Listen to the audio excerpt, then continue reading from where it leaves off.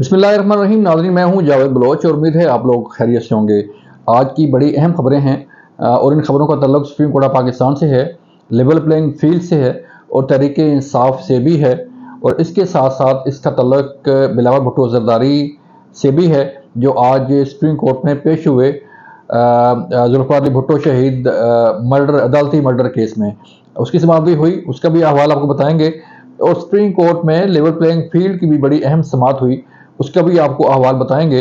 और ये level playing field जो है ये कैसे मिलेगी, किस तरह दी जा सकती है, इसके मुतालिक भी आपको तफसीलन आगाह करेंगे। और इसके साथ साथ आज इमरान खान के खिलाफ 190 मिलियन पाउंड नैब का रेफरेंस था, उसकी भी समाअत हुई है अडाला जेल में। अडाला जेल में जो है जो कुछ हुआ, जो समाअत हुई, उसके मुतालिक भी आपको हम आगाह करने जा रहे हैं।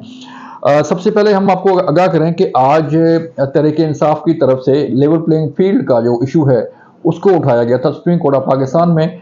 और सुप्रीम कोर्ट में इस केस की हियरिंग हुई कि जस्टिस काजी फैसल ईसा की सरबराही में एक बेंच ने इस केस की समाअत की।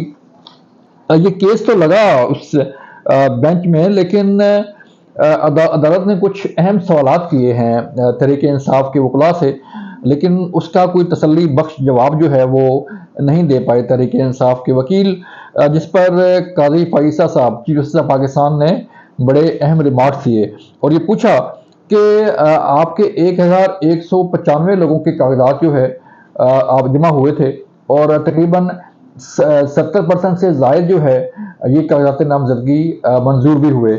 तो कहा गया कि क्या पीटीआई ये चाहती है कि 100% कागजात नामजदगी मंजूर किए जाएं?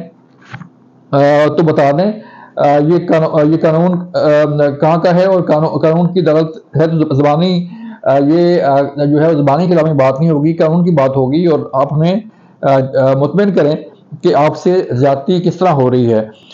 फिर अदालती इस साहब पर जो है वो लतीफ़ खोसा ने कहा कि हमें लेवल प्लेइंग फील्ड नहीं दी जा रही। जब पूछा गया उनसे तो उन्होंने कहा कि हमें लेवल प्लेइंग फील्ड नहीं दी जा रही। तो जस्टिस काजी फैसल साहब ने कहा कि हमें ये कोर्ट है और कोर्ट के सामने जो है अपने दुखड़े ना सुनाएं, कानून की बात करें। अगर आपको पाकिस्तान के किसी इदारे पर एतबार नहीं तो हम क्या कर सकते हैं। ये बड़ा अहम रिमार्क्स है। और इन रिमार्क्स में जो है ये बड़ा अहम नुक्ता उठाया गया था कि आपके तो कागजात नामजदगी जो है वो हर जगह से जमा भी हुए हैं और मंजूर भी हुए हैं। और अगर किसी के पर एतराज़ात लगाए गए हैं और उनके कागजात नामजदगी जो है मंजूर नहीं हुए तो इसमें सुप्रीम कोर्ट कुछ नहीं कर सकती। सुप्रीम कोर्ट इलेक्शन कमीशन का काम जो है वो नहीं करेगी, सुप्रीम कोर्ट ने अपना काम करना है। अब इस केस की समाअत जो है वो 15 जनवरी तक मुलतवी हो गई है और लतीफ़ खोसा ने मजीद दस्तावेज़ात जमा कराने के लिए वक्त मांगा है। अब अगर हम देखें तो इस केस में है क्या, इस केस में तहरीक इंसाफ के वकील और तहरीक इंसाफ के चेयरमैन इमरान खान साहब की हिदायत पर ये जो है वो केस दायर किया गया सुप्रीम कोर्ट के अंदर कि इलेक्शन कमीशन हमें जो है वो लेवल प्लेइंग फील्ड नहीं दे रहा। जबकि अगर हम देखें तो इलेक्शन कमीशन ने वो लेटर जो है वो सुप्रीम कोर्ट के सामने जमा करवाए, पेश किए और इसमें कहा गया था तमाम चीफ सेक्रेटरीज को, आईजीज को पाबंद किया गया था कि तहरीक इंसाफ को लेवल प्लेइंग फील्ड फराहम की जाए और जो ज़रूरी है इस सिस्टम में इक़दाम भी उठाए जाएँ। तो इलेक्शन कमीशन जो है कोई एग्जीक्यूटिंग बॉडी नहीं है, वो ऑर्डर कर सकता है और एग्जीक्यूट जो है वो किसने करना है, वो करना है पुलिस ने, वो करना है इंतज़ामिया ने और वो करना है जो आरओज़ और डीआरओज़ हैं उन्होंने। लेकिन अगर हम देखें तो सुप्रीम कोर्ट में तहरीक इंसाफ की तरफ से कोई ऐसा डॉक्यूमेंट्री प्रूफ जमा नहीं करवाए गए कि जिससे पता चले कि उन्हें किस किस्म की लेवल प्लेइंग फील्ड चाहिए और किस किस्म की जो है वो डिमांड कर रहे हैं। ये तो केस था जो 15 जनवरी तक मुलतवी हो गया। इसका मतलब ये है कि अगर 15 जनवरी तक ये केस मुलतवी हुआ है, उसके बाद मजीद समाअत होगी इस केस की, तो फिर आहिस्ता आहिस्ता दिन मजीद करीब आ जाएंगे इलेक्शन के और 8 फरवरी 2024 जो है वो इलेक्शन का दिन है। फिर बिलावल भुट्टो ज़रदारी आज بھٹو کیس میں، بھٹو شہید کیس میں پیش ہوئے تھے، اور یہ ریفرنس تھا، صدارتی ریفرنس کہ بھٹو کا عدالتی قتل کیا گیا تھا۔ اس کیس کی بڑی اہم سماعت جو ہے وہ چل رہی ہے، اور آج بلاول بھٹو زرداری جو ہے وہ کورٹ کے اندر موجود تھے، اور انہوں نے سماعت کی، اور پھر بعد میں آ کے انہوں نے میڈیا سے بھی بات کی، اور انہوں نے یہ کہا کہ تمام لوگ جو ہے وہ الیکشن کی تیاری کریں، الیکشن 8 فروری کو ہی ہونے جا رہے ہیں۔ 190 بلین پاؤنڈ کے کیس کی آپ کو ہم اگر بتائیں تو آج اڈیالہ جیل میں اس کی بڑی امپورٹنٹ سماعت ہوئی ہے، اور اس سماعت میں چارج فریم کیا جانا تھا، اور اس کی نقول جو ہے وہ فراہم کی گئی ہیں۔ فرد جرم عائد کرنے کے حوالے سے جو ہے وہ کارروائی کا آغاز ہو گیا ہے۔ آج بشرا بی بی اڈیالہ جیل نہیں پہنچی، اور وہ آج پیش نہیں ہوئی، ان کے استثناء کی جو ہے وہ درخواست منظور کی گئی جج محمد بشیر صاحب نے۔ تو چارج فریم کیا جا رہا ہے اس 190 ملین پاؤنڈ پہ، اور گواہان اس کے بعد پیش ہوں گے۔ فرد جرم عائد ہوگی تو گواہان کی پیشی شروع ہوگی، ان کے بیانات قلم بند ہونا شروع ہو جائیں گے۔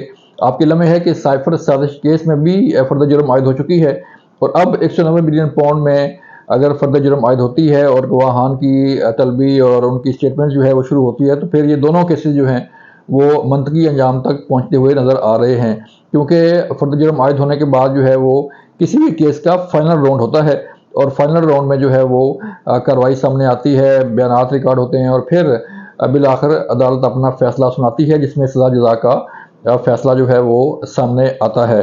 تو اگر ہم دیکھیں تو ایک طرف تو تحریک انصاف جو ہے وہ لیول پلینگ فیلڈ مانگ رہی ہے سپریم کورٹ سے، اور دوسری طرف جو ہے سپریم کورٹ پر تابڑ توڑ حملے بھی کیے جا رہے ہیں۔ جسٹس قاضی فائصہ صاحب سے متعلق جو ہے وہ مختلف چیزیں سوشل میڈیا پر گردش میں ہیں، اور مختلف قسم کے الزامات اور پریشر ٹیکٹس جو ہے وہ استعمال کیے جا رہے ہیں کہ کورٹ جو ہے وہ کسی نہ کسی طریقے سے پریشرائز ہو اور مرضی کا فیصلہ جو ہے وہ آ سکے، لیکن حالات کچھ اور ہی بتاتے ہیں۔ حالات جو نظر آ رہے ہیں وہ یہ ہیں کہ تحریک انصاف کا بلہ بھی مشکل میں ہے، تحریک انصاف کے بانی چیئرمین عمران خان بھی مشکل میں ہیں، اور تحریک انصاف کا الیکشن بھی مشکل میں ہے۔